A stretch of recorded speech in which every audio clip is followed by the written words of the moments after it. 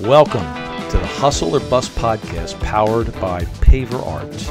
Our mission is simple: to dive deep into the world of entrepreneurship, small business, and all the success, struggle, and challenges that need to be confronted in the pursuit of growth. We celebrate the entrepreneurial spirit, but perhaps most important, we want you to learn at least one idea that you can put into action immediately to make your investment in time worthwhile. Welcome to episode 33 of the Hustle or Bust podcast. This is part 2 with Robert Phillips, the 2-decade-plus owner of Phillips Contracting. We cover 2 fascinating topics. Number 1, charging for estimates. Have you ever tried to charge your customer for a price quotation? Robert does, and he explains why and what the benefit is. And then the second topic, building the absolute best team possible. Not necessarily expanding to multiple crews, but making the most of what you have. It's worked for him, and we hope you enjoy.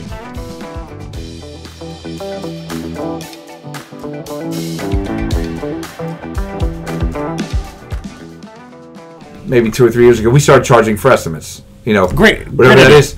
But it's amazing because Now, what was the rationale doing that?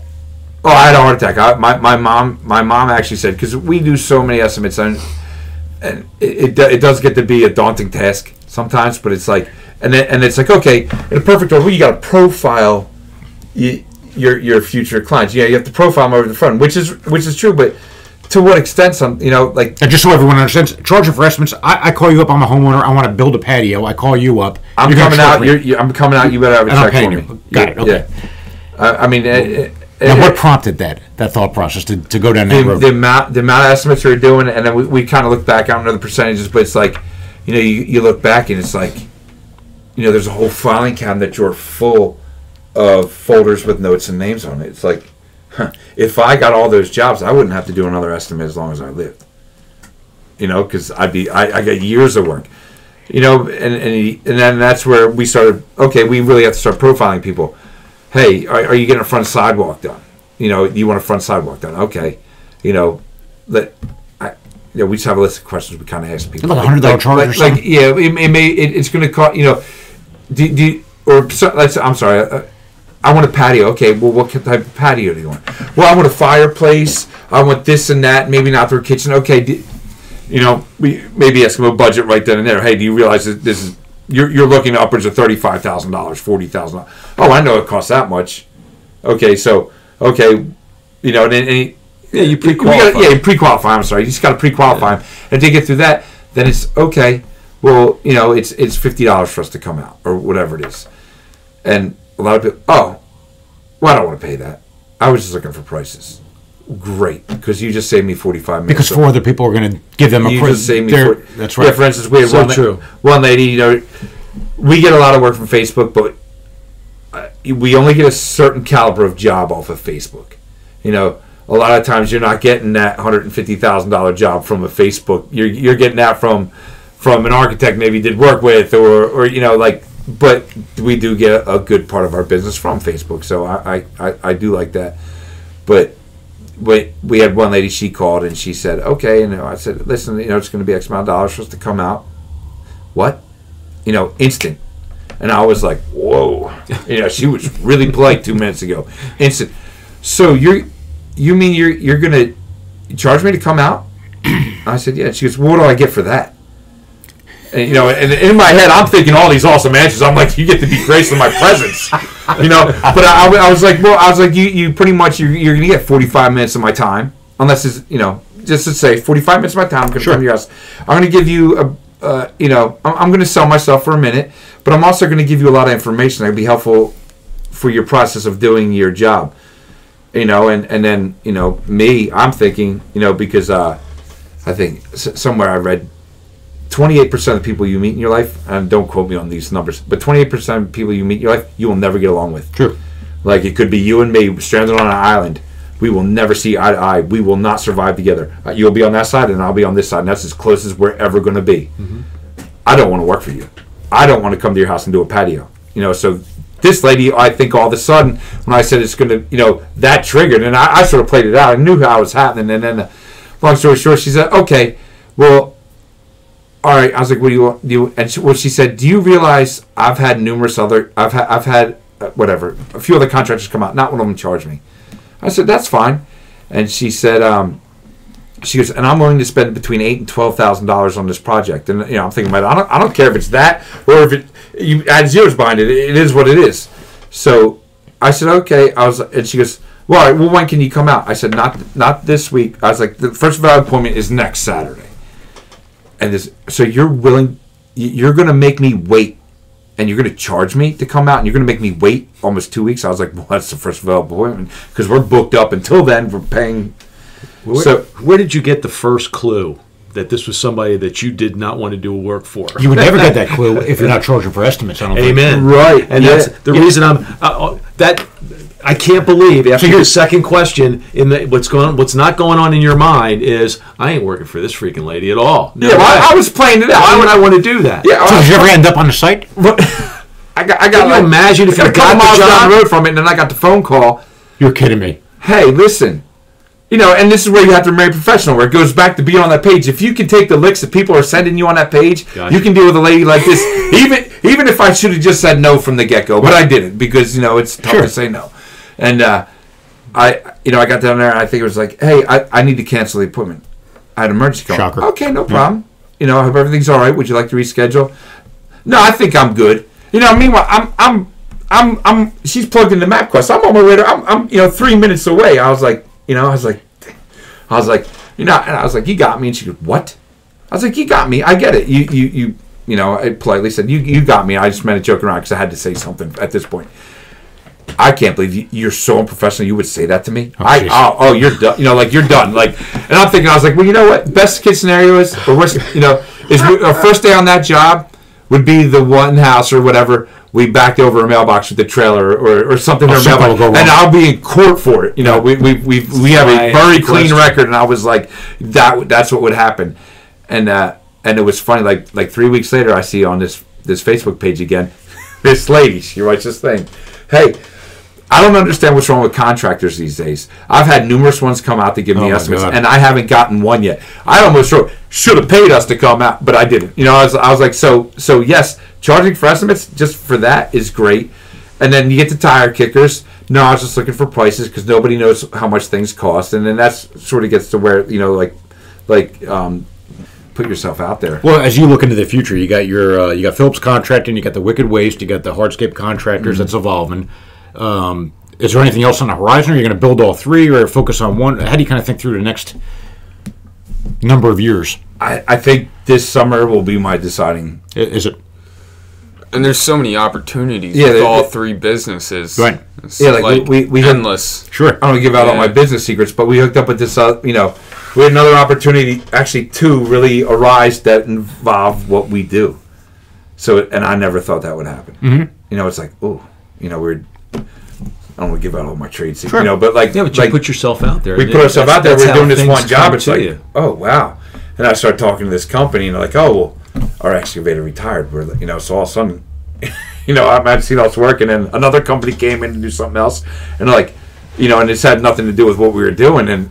And I said, oh, we by the way, we have a dumpster company. He's like, you know how hard it is to get a dumpster in the middle of the night when we need one? So in the middle of the night. If you have you never thought emergency dumpster service, not for hazmat, just emergency dumpster service. Really? Yeah. Yeah. Well, hot water heater breaks or something, and all of a sudden you flood it out your basement. Yeah. So I was like, oh, so he's like, stop by our shop, and so that's next on my list. That's on my list of things to do on my phone when it comes to see all the alerts I have and stuff like that. That's all my reminders. MJ, how do you think through this business and the opportunities that you see from your vantage point? I want to triaxle.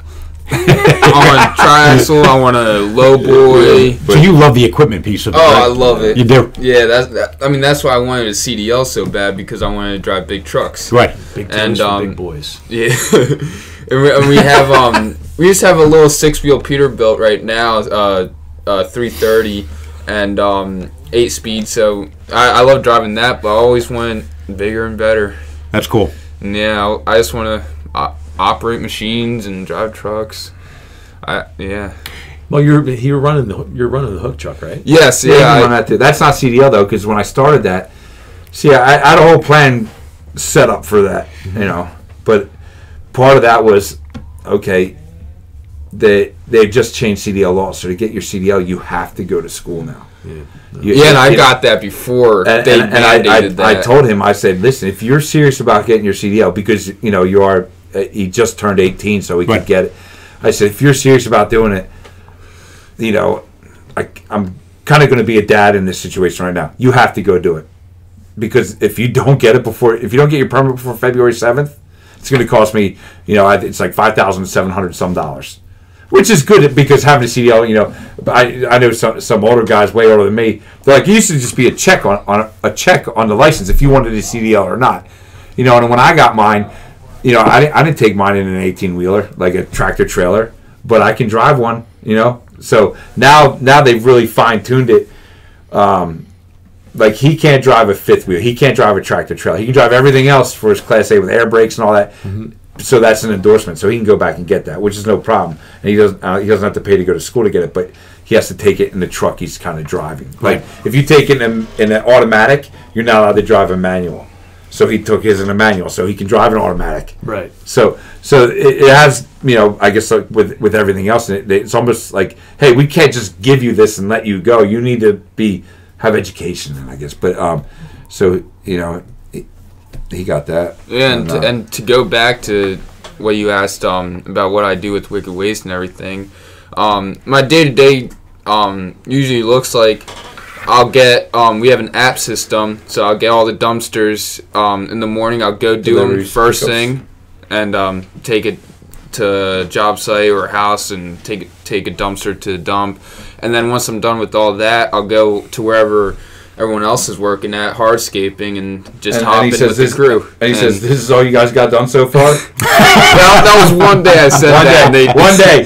And then it was like 105 degrees that day. We're sweating blood because this is all you guys got done there? Timing is everything in life. And Mike over there, he goes, oh, it must be nice. Just get out of the air conditioning truck all ready to work. We're like just dying. And then he's like, he got a call, like, another dumpster's guy. He's like, oh, sorry, guys. Breakfast. He's like, sorry, guys, I got to go. I have to go run more dumpsters.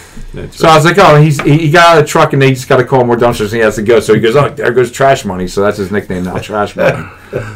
Could you ever envision yourself, not as a on-site guy, but maybe hiring I don't know if it's a foreman or pulling out of the day-to-day? Yeah, I guess. Yeah, I mean, have you thought about it, or is that not in the cards for the next few years? I do think about it, but I mean, it's like you said, we're the last 10 years ago. See, that's another. Right. I have a lot of issues I need to work out with myself, but sure. It's sort of like, I'd love to just jump in the hook truck and drive that all day and send everyone else to go. Right. That's one of the when I was starting it, like was when COVID was around and all that. I wasn't sure what I was doing, and I was like, well. And that's when my sister said, what's your 5-year plan? Right. Well, I don't know. I never saw myself in this situation. I've always been exactly where I wanted to be, but I've never had what's tomorrow hold for me? I have a lot of opportunities. It wasn't like I was like at a, do or die situation in my life. I had plenty of opportunities. I was like, well, do I have the energy? Because, you get people and you teach them, and you spend so much time with them, and then all of a sudden, oh, I'm leaving, or that it hurts. Problems arise here and there. It's the nature of the beast. But and I really wasn't thinking. I was like, oh wow, in 2 years he'll be out. He'll be out. And his brother will be out. And okay, all of a sudden it's starting all over again for me, but in a good way. And right. And I was like, well, if all else fails, I'll just sell everything off. I'll just drive. I'll be a trash man the rest of my life. Sure. But your teachers exactly told us when we were younger, what are you going to be a trash man when you grow up? So I'm a trash man. Own a trash business, yeah. But the hardscape, I love the hardscape. I love doing that. So just a little bit here, a little bit from there. But I think the unsung challenge of being a business owner is all the mental battles you got to fight. It's when you start asking yourself these questions: do I pull out? Do I hire a general manager? Those are hard discussions. Yeah, and then I have a big personal thing into the work. I'm not the type of guy. I dread it. I dread a callback after a job is done. I mean, like quality of the work. I really pride myself on we don't get callbacks. We don't get, hey, this doesn't look right. We don't get that. Right. I mean, I'm not saying we're the best out there, but we don't get them. You know, if we do, it's something minor or stupid, but that may come through, vetting your people you're working for. It's taking a long. I mean, it's taking a long time, but now like I don't worry about people calling back. I think because you're like the quality control guy, Yeah. right? Because you're on the job Yeah. site, so that's a built-in advantage of that. We were talking about engraving over there, and we were talking about you're charging for estimating. Charging for estimate story is a great one. Mm-hmm. You probably avoided it, but if you got that job and you didn't charge for an estimate, that might have been a nightmare. Like you said, you might have backed over the mailbox, ended up in small claims court. We try here. The ultimate goal for any business owner is to pick your clients. Have so much work coming in that you can say, I want to do this job and not these three over here, right? I've tried pretty hard to get people to the shop, to get people to the plant. Yeah. Right? Because if they're invested enough to make a trip and come see our operation, either one of them, then they're going to be more of a partner, not an adversary, particularly in that segment of our business. And lo and behold, by the way, only 5% will. They won't get invested in that. Right. They won't see how we make it and how hard it is. I mean, you had some great observations over there, Mike, when you were seeing all the challenges. I want our customers to see the challenge with making that product. Yeah. Right? Now, that doesn't mean we're going to get leeway to screw up, but will they have a little bit more empathy if they saw what you did and had some of those observations? I think so, right? Yeah. For an estimate. Like it's like, you used to engrave the brick. How hard could it be? Right. It's only one paper. Why does it take so long? I go through 5 different steps, and it doesn't happen in 15 minutes. I don't put it in a microwave and hit the buttons, and it's done. Right. It's almost like some people. I guess they can look at like, how much is that patio? It's like, well, you're looking at these numbers, and by the way, you're going to be out of pocket for about 6 weeks. While you're making that. Yeah. I think you mentioned a very subtle point, but an important one about what am I getting for the $45 consultation or the estimating fee? Yeah. Well, there's a whole list of stuff you would get educated because you got all that experience, and if nothing else, if you don't pick me, you're going to get value. We try and do the same thing on a Zoom call when we say it's worth your time to get on a half-hour Zoom call. Yeah. Because even if you don't go forward with the project, you're going to be a lot smarter about it. And we don't charge for that, but we do charge for design, and then we credit it back if they do an order with us. So we'll charge a $300 design fee because everybody wants a mock-up of something. Yeah. And then we'd be doing nothing but that. Like running around on Saturday for estimates. Yeah. If you advertise design, free estimates. we charge on top of it. I mean, absolutely. Your estimate, it sounds real shrewd saying, your estimate is getting me for 45 minutes. Right. Pretty much. You're getting, and then after that, yes, we've gone back and we're working on a job now. I think I've been back to this guy's house so many times. I'm always like, I joke with my mom, I'm like, I'm already losing money on this because I mean, how many hours do I have, changing this, changing that? But it's a nice sized job. Things will work out, but it's sort of like, it's like how many times do I have to do this? But you usually we'll get a design. We have a designer. They'll come. They deal with all that. We charge for everything, and then, but just for us to come out, you're paying this. I think it's smart. I think it really is smart.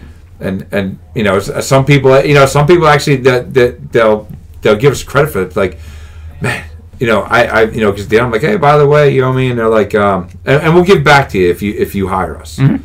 But it's like, oh, by the way, because I print up receipts, so when we go there, because sometimes you feel rude asking, hey, where's my estimate check? I'm like, oh, by the way, here's your receipt so you have this for your files if you do use us. Just oh yeah, you want that money, and sometimes it's a problem or something. Oh, well, I didn't know that. Oh no, you did know that because we had a follow-up call last night before we came out, right? Saying we're coming out today at 11 o'clock. This is by the way, this right? Some people are like, oh, my wife didn't tell me. Well, guess what?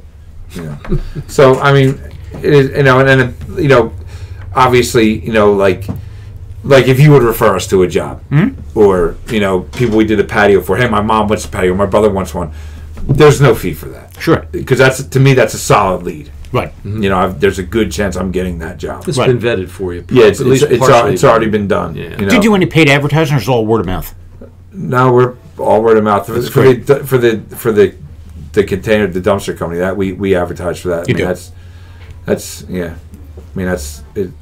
It's not tough. It's just you have to advertise for that. Because we do have some customers that are religious that use us all the time, but and a lot of times it's just one and done. Right. It's just stay clean out, gone. Yeah, one of our trademarks is we call Wednesday Wicked Wednesday. Wicked Wednesday. So every Wednesday we put out a Wicked Wednesday post on cool. Facebook, and that's one of our things. And I think for Halloween I put ornaments on the truck and the dumpsters. Like I had hands coming out of the dumpster, driving down the road. Then we had another Wicked Wednesday post: what you can and can't put in a dumpster, and one is corpses. And that was a picture of the hand sticking out. Like, you may want to get rid of something. So to me, great stuff. Like that's what I always say. Like, I need to do things that are fun, exciting to me. So when I started Hardscape Contractors of America, like I said, I was saying, I'll call Hardscape Contractors of America, and I was like, no, I'll call Hardscape Contractors of America because if it's a group, like it's America. If you live in America, you should be proud of being in America. Right. Like, wouldn't you want that? I joke. Wouldn't you want that sticker on the side of your? I'm a member of Hardscape. I'm a member of this solid group. And then there's something behind. Something to give you as a contractor, as a person, or something like member of Hardscape Contractors of America. Like I joke around, but like if you had it on your front window when you walk in, like, oh, these guys are members of Hardscape Contractors. Yeah, it's of America.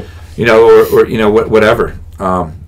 So that's neat. And then that's when we came up with Wicked Waste. I was joking. I was walking from the shop. I was going to the house. So I was like, I'm gonna call it Wicked Waste. And then I was like, because it could be so good and so bad at the same time. And I told my wife, she's like, oh, that sounds great. You can have this and that. We went through a million different names, and then I called my mom. I was like, I want to call it Wicked Waste.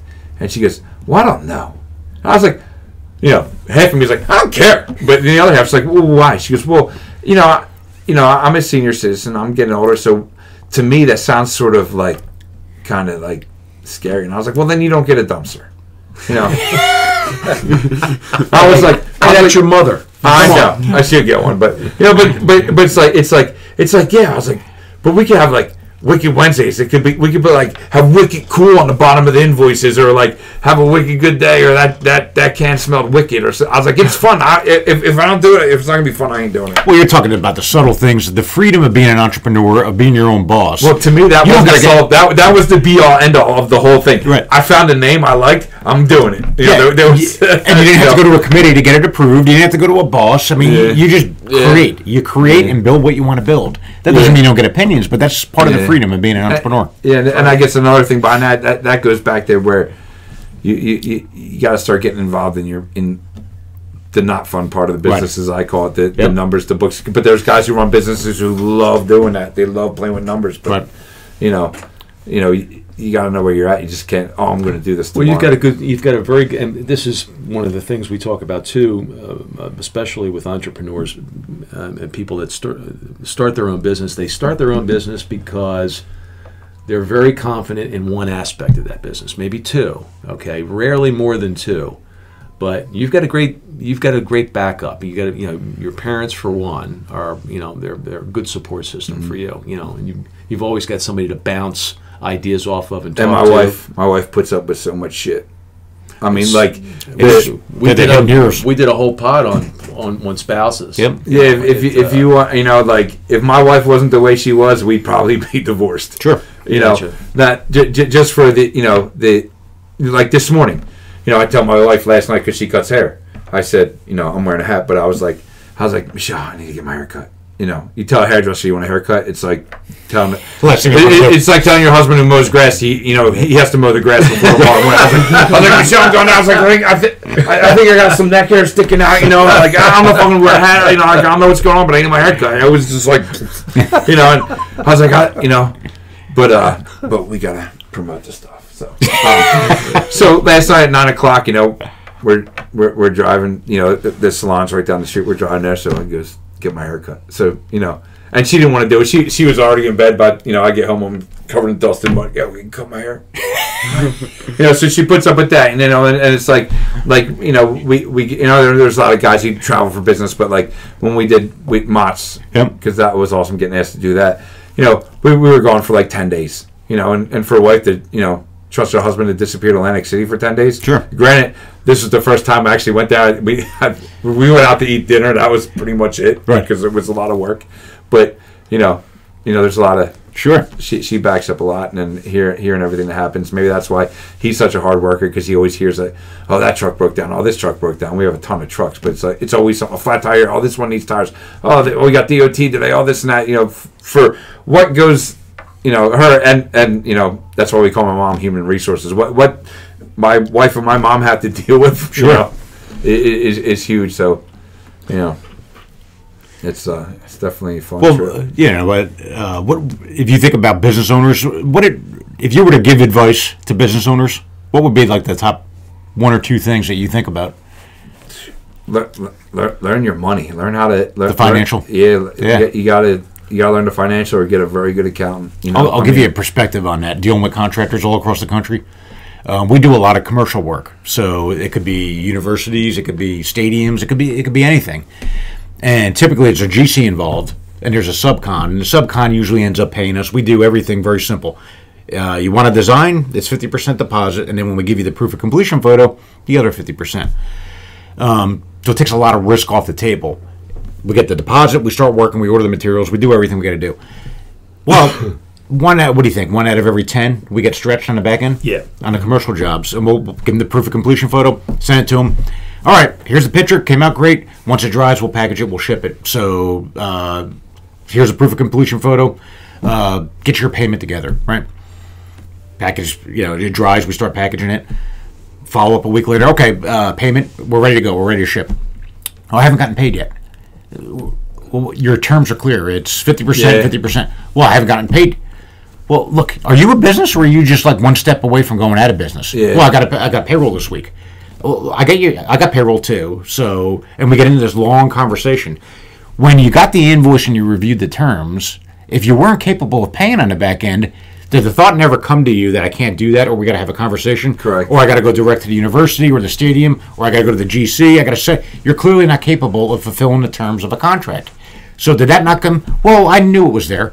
All right, so you knew it was there, so this is not a surprise conversation. Yeah. You just don't have, and I get it, you can't get blood from a stone if you don't get the money. Yeah. But don't you see the least bit of integrity problem there? Right? So yeah. You either have, and I get it, you either have the capital to pay it or you don't. If you don't, I can't get blood from a stone. But if you were very crystal clear on the terms on the front end, that's a bit of a reputation integrity issue. It's a lapse in integrity. Anyway, the point being with contractors, and they're not a one-size-fits-all, but they are one step away from going out of business. So to your point on financial, I couldn't agree with you more. Yeah. They're not capitalized to the point of doing some of these things. Now, I don't know if it's because they're not running a business. I don't know why that is. I got opinions, but I don't know if they're right. But the financial piece is clearly, I think that's a big gap in business ownership. Even like weather, and that comes right into finance sometimes. Like, yeah, what if it rains 4 days? Yeah, it rains 4 days, and then, I mean, even like the last 2 winters, our area, we haven't had snow. Right. We have different snow contracts, and the way they're set up, some we have seasonal, we get paid snow or no snow, but we try to get multiple years.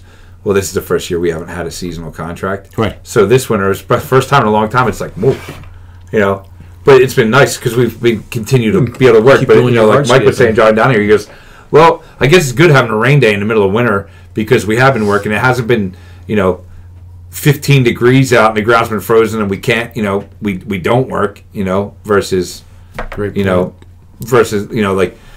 like having snow like 2 winters ago. We were plowing every single weekend, it seemed like. So like that winter was great, not for the paid snow or no snows, but by the per inch or the per push contracts we have. So we try to even our snow. We can almost tell you what we're going to make in snow a year. So, which is that nice. I'm not, sometimes you go, you hear people, oh, you must have made a killing off that blizzard, da da da. It's like, well, I did on these sites, but on these sites, not so much. But if we don't get any snow the rest of the winter, they'll pay. But we sort of have, you got to figure it out. But it's not always perfect like that. It's because it's a mix. Like I always say, being a contractor in this industry is almost like gambling sometimes. Right. But if for me personally, I think we found an even keel. I mean, there's always room to improve, but like I don't know, I have fun doing it. What it comes down to, so I'll keep doing it. I think the financial thing, I couldn't agree with you. I got lots of toys. I got some cool equipment. I have some great ideas. I've been able to venture a lot of different ways. I've made opportunities for my family. Do I want to have a $300,000 RV and take a month off every year, drive around the country with some cool toys behind it? Absolutely. Can I afford to do that? No. So we don't go across the country. We go where we can go. Well, like your whiteboard. So, I think your whiteboard is a good one. The goals, short-term goals, that get you a little bit stronger than you are maybe last year, right? So it's short-term and long-term, but like I never had long-term because no one ever asked me what my 5-year plan was. That's so they're always short-term and once. Now I have a different mindset after that one question. It's crazy, one question. Where are you going to be in 5 years? We had my buddy Angelo. He came into our shop one day. I always encourage business owners, get somebody that you trust that's smart, not just somebody that not like a brother-in-law or whatever, just somebody that's smart, that has really good skills that you respect, that will shoot straight with you, even if it's not what you want to hear, right? He comes into our shop for a half a day. And Mike and I were like, and none of it, by the way, was revelational. Like, we didn't know, but we needed to hear an outsider kind of say, all right. Yeah. And he was poking on us. Like, what was some of it on lead times? You can't have 3-4 month lead times. Yeah. You're losing business. He goes, you got to be losing $500,000 a year, a big number. And my first instinct was, both of us, I don't think we're losing that much, because here's what we do. And we start giving 5 reasons why we're not losing that kind of business. And he's like, no, you're losing business. He goes, you're not convincing me. Yeah. He was a stubborn son of a bitch, right? Yeah. He's going through it, and then we slept on it for 3. As any good, intelligent people would do, we sleep on it, and we're like, son of a bitch is probably right. Yeah. If we really break this down. But anyway, the point being, like your sister, you got to have a smart person ask you a tough question and then challenge you and then just not back down. Yeah. And that does wonders for your business. But the scariest thing, sometimes you sit back, you don't want to look in the mirror. Right. That's the hardest thing, looking in the mirror. So, but sometimes I look in the mirror and there's a good background.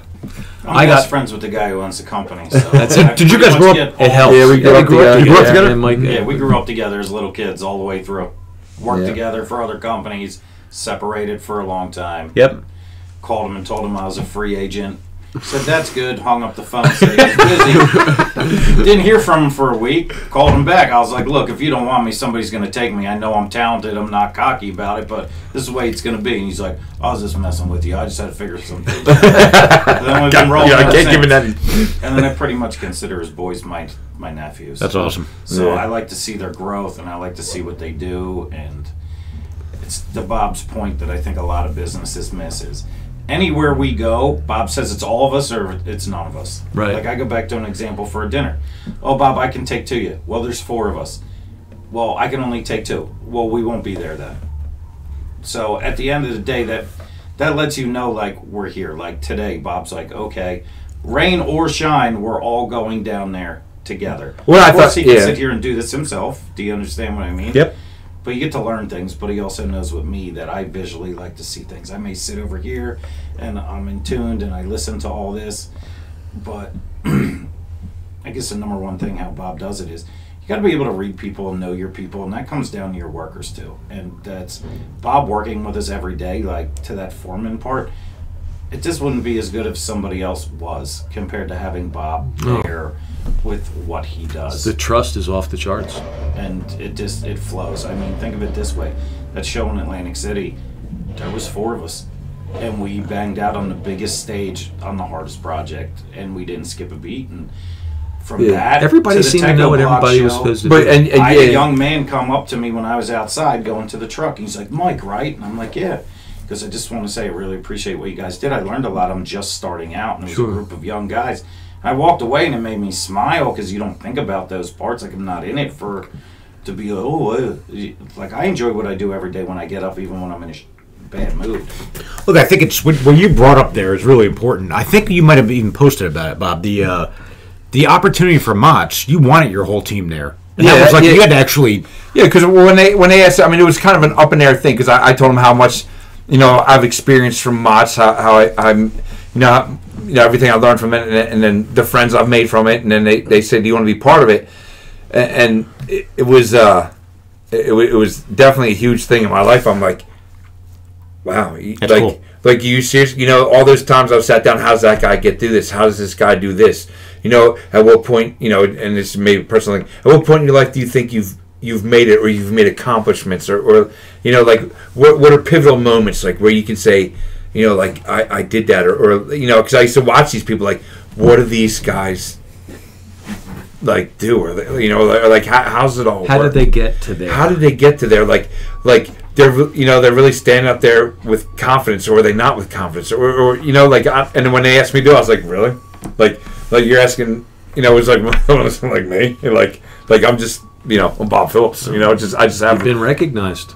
Yeah, so to me it was great, and I think to be recognized, we do good work. We done some very cool projects. We've done this and that, but then I still look at the catalog sometimes. I'm like, oh man, look at the size of that job. But then I've looked at some of the jobs we've done. I'm like, oh, look at the size of that job. But well, you got it amazed me at the show. You were in one corner, okay, with two other guys working on something, a light. Yeah, the lighting, when they were doing the lighting, yeah. The lighting. You're on the other side, the caddy corner, on this massive display, doing something else with two other guys. So you're talking, there's somebody else talking to you, and it's just to me it was it looked like a choreographed ballet. I mean, it really looked cool because everybody knew what they were supposed to do, and they were doing it. And there were no. This was real time building stuff, and this was. I mean, it's just not that easy to do, especially in front of a crowd like that. So. Yeah, when they because it's warts and all. It's warts and all. Yeah, it's you didn't get to rehearse this 9 times before you. Well, I figured we were good because I've done this 4 billion times in life. But exactly, like all of a sudden you get out, and there's you talk about there's so many variables in that. Like we were building the walls, but the floor. Thank you. I was going to say that. As the forklifts were driving by, moving stuff around for the other shows and the displays they were building. Creating challenges or. The floor's shaking. Oh, okay. Because it's supposed to float and move. Wave. So we're building like the EP Henry walls 2 blocks on each side. As we're building, the floor's going, and they're actually moving apart. Yeah. So we, it was like, just certain things aren't staying not staying square. It wasn't that exact, but it was affecting what we were building. Well, it's got you worried. Oh my God, we're starting like this it's not going to fall down tomorrow. But yeah, why is it moving? And they're like, well, there'll be no forklifts tomorrow. But it's like it's just one of those. Right. It's the first thing of a million things that could go wrong in my head right now. And I told EP or we sat down. I didn't sit down. This is how I'm going to do it. But I was like, they said, hey, what do you think it is? There's a whole lot of this and that. And I said, listen, I was like, I want to do this. And they're like, we'll get some other vendors. We'll have other guys together. I said, no. I was like, I would really appreciate it. And I am kind of putting my foot down. If you want me to do it this way, I need my crew down there because I want to bring equipment down there. You could have the best equipment operator in the world running the equipment that I'm under trying to set something. Yeah, but you trust these two guys. But the fact is, I never worked with that guy before. Yeah. Even the head nod, like we were talking about, other son was running the X-ray the last couple of days, and we're setting all his flagstone and moving it. And this to me is not, it either means go up or that's good there. But for some reason, my other kid in the machine, every time I did this, he knew what it meant. Mm-hmm. I don't know if I shook a certain way or not, or maybe I did a head nod, but he understood that this was either go up or stay, or you're good. Yeah. But I was like, I don't want to be involved. Safety reasons that too. But like even Mike knows if I get flustered or something like that, if I hit my hand on my side 5 times, I have a tape measure. I'll turn around, Mike will be holding the tape measure, so I don't have to go over the microphone. Where the fuck is my tape measure? Well, what I got from Mike, and correct me if I'm misinterpreting you wrong, but the fact that it's all of us or none of us, exactly, that has a morale impact there. It's not just how. Yeah, I've always wanted a team, not just employees, not just to me, like that's my. I want to. I want my family involved in what I do. Right. I'm very fortunate to have parents who have always been behind me the whole way. I'm very fortunate. I'm fortunate to have a sister I can call anytime. I'm very fortunate with my wife and my in-laws. We all get along. Right. My 2 sons. I have 2 sons right now. Like in this whole world pandemic, I mean, I couldn't have hired a better crew right now. Right. I bred them. But we're a family. Mike calls them all night. If there's a problem, I'll answer the phone most of the time. But no. Well, when you say grow up together, was that high school or junior? We know each other since junior high, junior high, 7th grade. How much? Because you get a lot of strong opinions on don't do business with friends and don't do business with family. You're doing business with both. Yeah. We've done it with my family when Bob worked for. We worked for his cousin. Vice versa, different companies. You learn the ins and outs. I think there's a time and place for things where both the avenues that we went to with the things that we learned. A lot of different circumstances in my life, like living a wild life, different places I've lived, sure, and back here with things I've learned. it's just, I think you get put in the spots when it's time to go, to be in that spot when you're ready to understand things better and move. So I guess and it's just an atmosphere that we have. I mean, it's not all like sunshine and roses every day, but when you understand each other and you understand that someone's going through it, then you got to get the other end of it and get that yourself too. Do you know what I mean? Some days are real quiet. And Some days are keep it real moving. quiet. Some days are lots of laughs. Yeah. But it's like one of those things that, if you can't take the punches, don't play the game. We found here. Team is everything. It really is. It is. Yeah, we talk about this. We've talked about this quite a bit. I mean, there was a time when we didn't have that. Okay, and Well, I'll give you some dirty warts here because we're talking about family and business and a lot of different topics. I gave them a quick thing. Finding people was probably the number one challenge over the past 3-4 years. Man. And we've tried the incarcerated, we've tried the recovery community, and not with a lot of luck. Mike and I were talking on our commute. He's got an hour commute. I got an hour and a half back to Jersey. So we debrief every now and then on the commute. Knock on wood, we haven't talked about people issues. We used to have the daily, did this person text you? Are they not coming in? What's going on? Yeah. You think they fell off the wagon? What happened? We haven't had those conversations in 10 to 12 weeks. yeah. Think about the different stress on that used to do to you every day. That adds Because you start to get your day. invested You in don't people. know that Right. until you It's don't happened. have Until you it there separate, and anymore. the absence of Okay. that stress, That's a good point. you don't even know the impact of it until you're out of it. It's taking focus away from other things. You Oh, could it's be doing. unbelievable! It is So unbelievable. count your blessings. If when you have that, and it sounds like That- you have that in spades. Well, that's the special sauce. It's one thing to be able to read the thumbs up and what that doesn't mean, Like which is that. huge, right? But the fact that you consider them like nephews is really special. I mean, that is unbelievable. It is. It My is. dad always taught me a lesson when I grew up working with him. Like, I worked for my dad. Like, my dad at 13 years old was like, you're either coming to work with me, or I'm going to drop you off in town. I want you to come home with 3 job applications so I know that you're doing something. You're going to be doing something somewhere. Right. You're not going to be doing nothing. If I wasn't in sports at the time, I played a lot of sports. Yep. But my dad told me when I got in the truck when I worked with him, he goes, I don't care how bad we went at it all day. Once we pull into this driveway at home, It's over. work's done. It's not for your mother to know. It's not for her stress. She's probably got a nice meal on the table, and we're a family, and we're going to do this. And that just like built off that, where you know that, where you're not going in the door and taking it with you, and understanding that, like, okay, this is another day, this is another avenue, and this is where we're going to be. Like, I know my moments. Like, I love to be alone. Like, I can hurt, but I love to be alone. Yep. And I know that's where I got to be sometimes when you have days like that. And then I reboot and I redo things to understand it better. It's a balance, but not to get off topic, but too many businesses don't understand the value of that, of what Bob does by doing that. We like that Bob's the person that has the personality and can talk and fulfill the things that need to get done.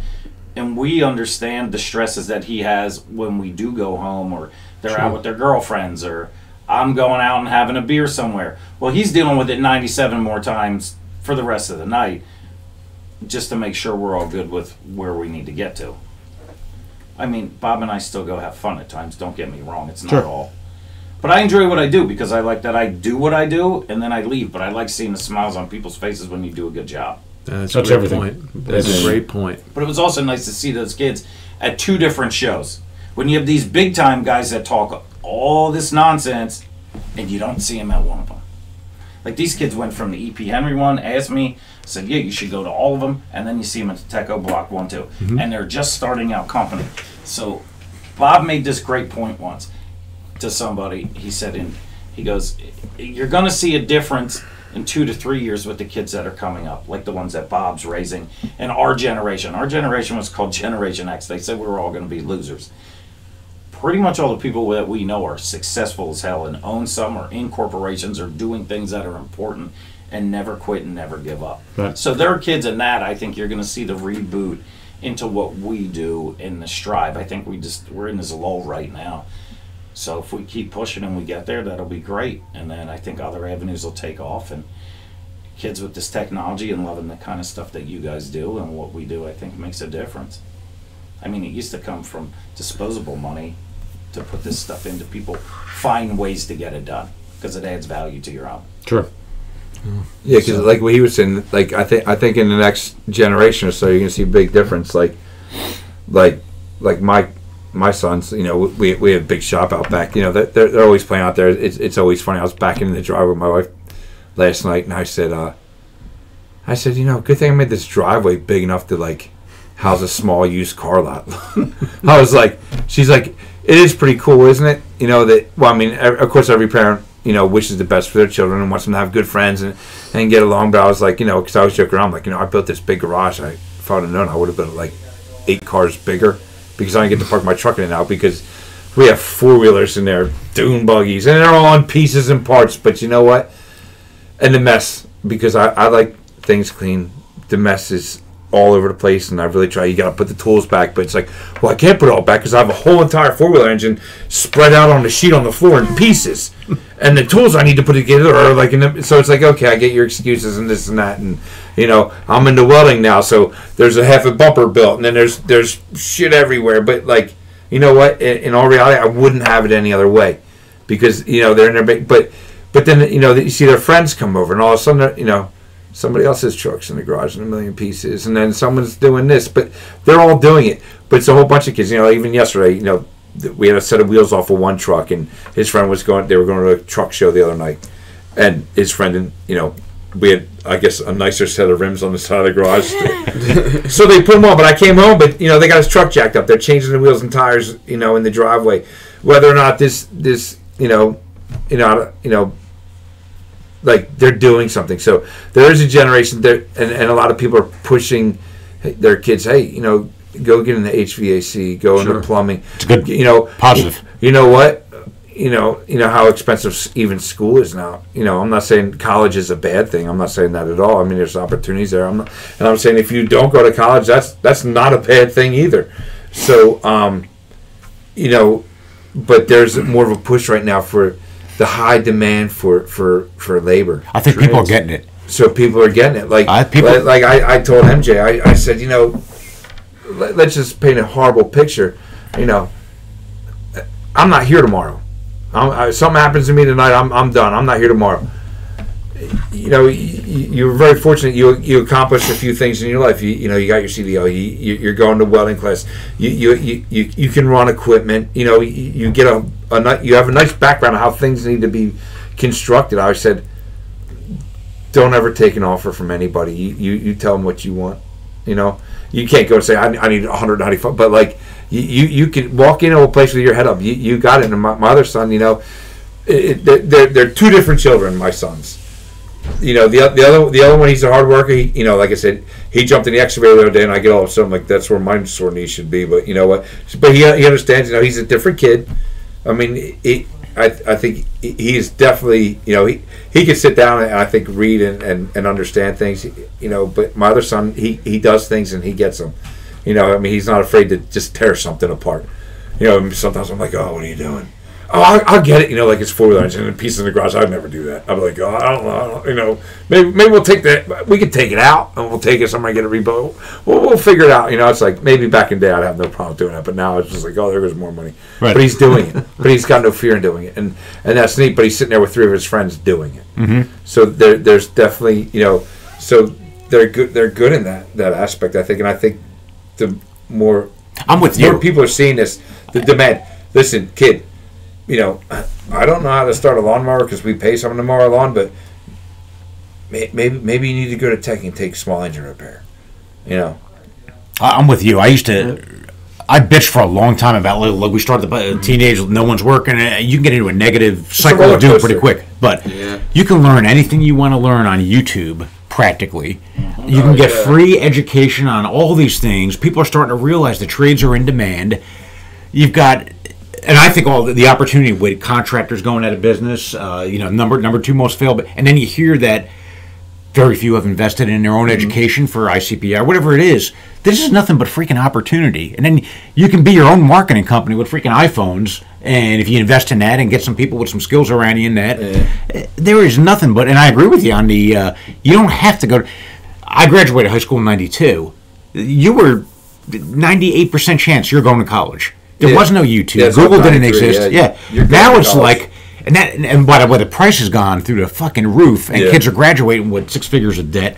The model's broken, and the beauty of it is now people can see they can make great money without it. But you gotta learn something. You gotta have a trade. You gotta be able to do something. You gotta build. You gotta create. Yeah, you have to have some type of work. You can't. Well, that's we've hired and got rid of a few guys. They come and they want this, they want that, they want the world, and it's like You haven't done anything. you don't know how to read a tape. I mean, That's right. You gotta put the time. like into it. I'll teach you how to read a tape measure, but you better show up to work with a tape measure every day. That's right. Even if I have to buy it for you, better show up. Like even knives, I always joke around.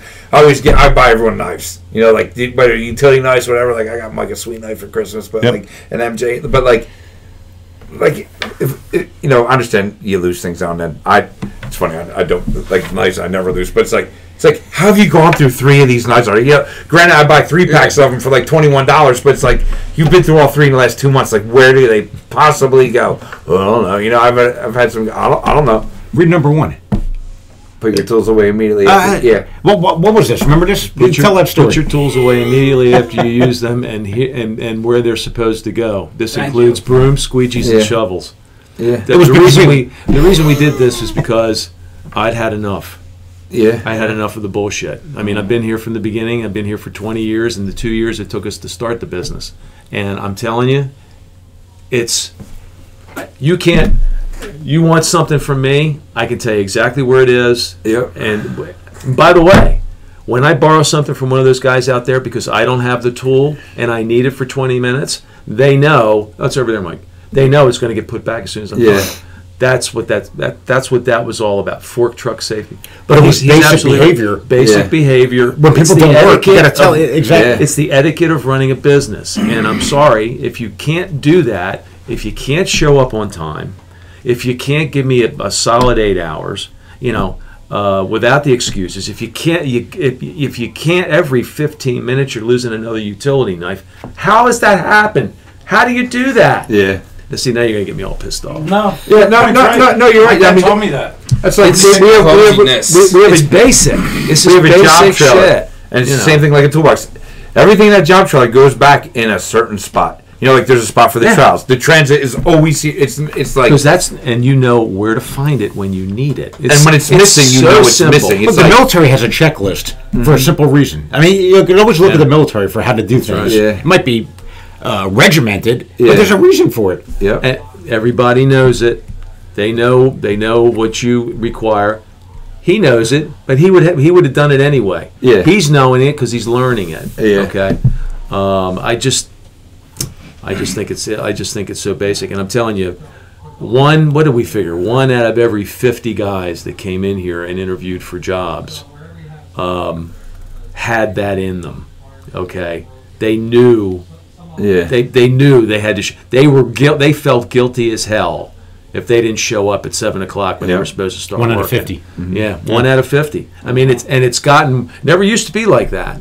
It was probably. Do you think our experience is unique with that, or 1 out of 50? Are you finding? Well, I mean, I haven't had that many people, so I mean, but like I've always had a solid crew of guys. Right.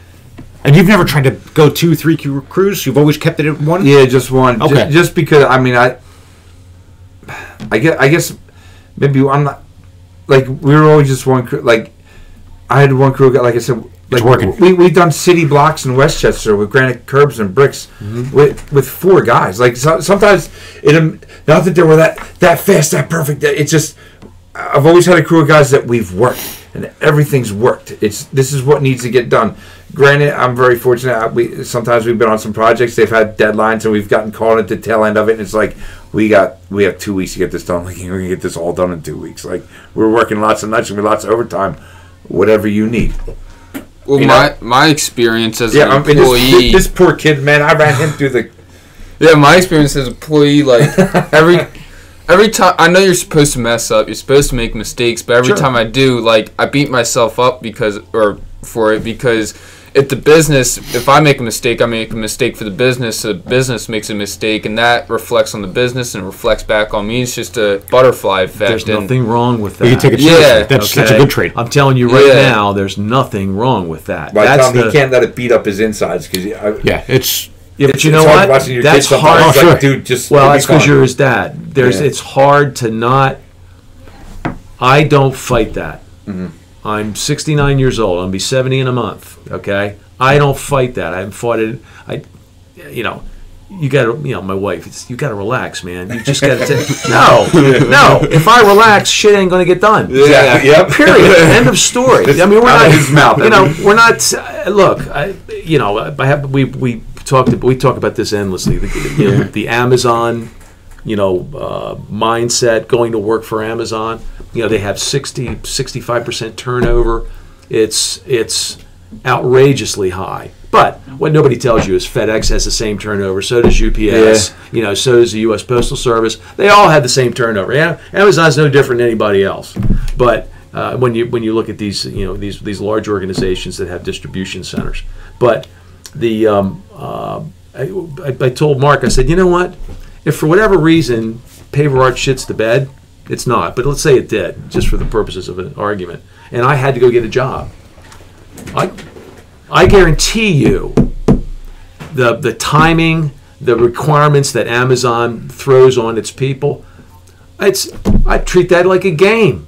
I'd be on time. I would be getting all my shit done. You'd be scanning packages? I'd be scanning packages until my fingers were bleeding, okay? There's no way they're going to beat me. Yeah. There's just no way. And that's what you need to have, and that's what you've got. And that's a good thing to have. Yeah. Trust me when I tell you. That's if you strange keep say that that, until but you you're read my 60 mind. years old, Yeah. you're going to do That's how I very am well in in my this mind lifetime, all my the friend. time. Trust You're me. beating yourself. You're competing against yourself. That's why I hear some people. Yeah. You hear people. It's like, I'm not saying, like I'm not better than anyone, but it's like you hear some people. Oh man, it was. I was like, you worked 8 hours today. Like, Like you were behind. Oh, the don't dash. play with it. We've already broken the record for the length of podcast. We've never done one this long. We're gonna have to chop this up into 3 podcasts. So yeah, maybe 4. it's But, like you're wearing sneakers. You your jeans are clean. Like you're not even limping. You don't have a bloody fingernail. Or You don't tell me you wanna hear had a hard day. Or the people who complain about other people not doing as good as the job as they're doing, be like, well, I'm doing the best job, so that means I'm going to grow. They can grow with me, or they can just... great point. Yeah, like, you always want to compete against yourself. You don't want to compete against anyone else, especially when someone's not doing as good as you, because you want to be better than yourself today. The challenge, you want to be better tomorrow. if people care like you do, or you got a competitive streak in, the trick is when you got a small team of 4 that you're doing it as a team, and it's a team goal that matters, right? Yeah, and then, and you're not competing against the guy next to you because you're all on the same team, right? But correct. Having a competitive streak is good, and if you're trying to get better than you were yesterday or last year, those are all the good things. That's why business is such a freaking great sport. It really is. That's why I like when I said, hey, when I asked, I was like, because I wasn't sure my other son was coming because he has to go to school like one day a week because he's homeschooled, but he has to do the tech, and like you said. He's a year young. Yeah, we can go back again. He's a year, I'd love to bring him back next year because how this one evolved. I mean, it was like it was over like a 2-3 year period, but it seemed like it was overnight. He went from this kid to this young man like that, and it amazes me. And my other son he's funny. He's Your other son's younger, right? What? Your other son's younger. The other son's younger, but. It's funny, like they're so different. I can't compare them at all. But like he's so different, but he's so black and white. Like it's like this for him. It's gonna be like this. It's gonna be like this. And he's got his girlfriend now, so he wants to go see his girlfriend because she's a year older than him. So she's at college, like an hour away. So he's always I joke around like I let them do their things to So like to me, he's like I probably treat him like he's 30 years old. And my other son, I probably treat the same exact way, and I always have to remind myself, like he's really still in high school. Like in high school, like he's a year away from being able to go to the military and go across overseas and be in the worst situations I've ever known to man. But obviously as a father, he's still a son to me. He's still my child. Like the other night, we were sitting in this welding class or something, where he was talking about something that I actually saw. My little boy, not this guy sitting here, but to not treat them like that, like they are my sons. To treat them like grown men right out the gate. Sometimes it's like I almost have to slow myself down, and be like, just keep in mind that like they're still teenagers basically. They're young men now, but like they're crossing that line. he crossed it to me fairly quick and fairly strong. Right. You know, the other one, he don't like being talked to the wrong way, and he'll let you know. Yeah, different personality. Or he'll just get up and walk out of the room and be like, buddy, get back here. Let's talk. You know, so I'm gearing him different. So, you know, it was awesome to see his, his whole life growing up, but this just transition from here to here. And my other one, he's on that cliff ready to jump off. So I'm curious to see how he's gonna start to evolve a little bit, or maybe it'll just take him a long time to do. I don't know, but it's, you know, he's in the works, and you know, like I always say, I've geared him enough to know, like, you know, you guys, my biggest hurdle was competing against somebody else, not myself. And the second I started competing against myself, maybe that was the worst thing to ever do, because I'll never win that battle. like I'm competing against 10 of me, you know, I'm never gonna win. But it's always like, where are you gonna be in a couple of years? Like, you worry about yourself, you be honest, and that's the way, like, I guess we treat our business. Like, we're honest, we say it like it is. This is what we do. You know, I'll go to World's End to make something right or redo it, but I better get paid to do that also. Sure.